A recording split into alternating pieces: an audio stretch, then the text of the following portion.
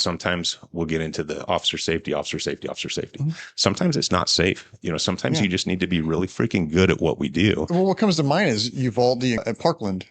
I say this when I used to teach like active shooter courses, is like, there's some things that are more important in my life, so Parkland's a good example. So you see the video of that guy, I can't remember that deputy, he's a school resource officer, and he's like hiding outside of the building as the shots are going off. Yeah. And I was thinking, like, that's my worst nightmare.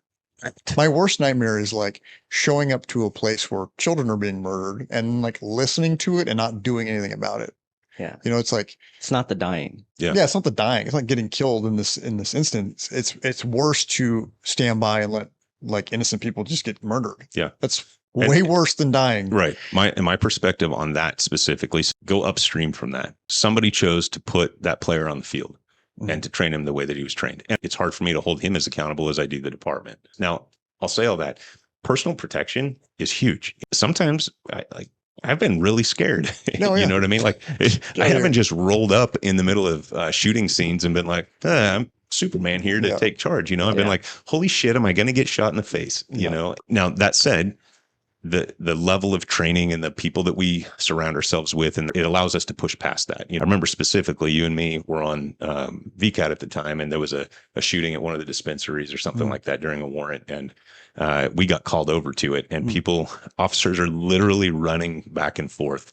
And I remember you and I were standing there like, what the hell is happening right now? Like, let's just take care of this problem. Right. And it's now, and I'm not saying that, we were so far highly trained or any of that. The point is, like, we just been exposed to that a lot more than they had, and so it's almost unfair to criticize them for not reacting the way that we would want them to when we've had so much more time in the game than they have. And I don't think of it so much as a criticism. Like, I'll level that same criticism against myself a million times over, because there's been plenty of sketchy things or situations where I just did some weird shit under pressure. Like, afterwards, like, what the fuck was I doing? Why did I do that? Yeah.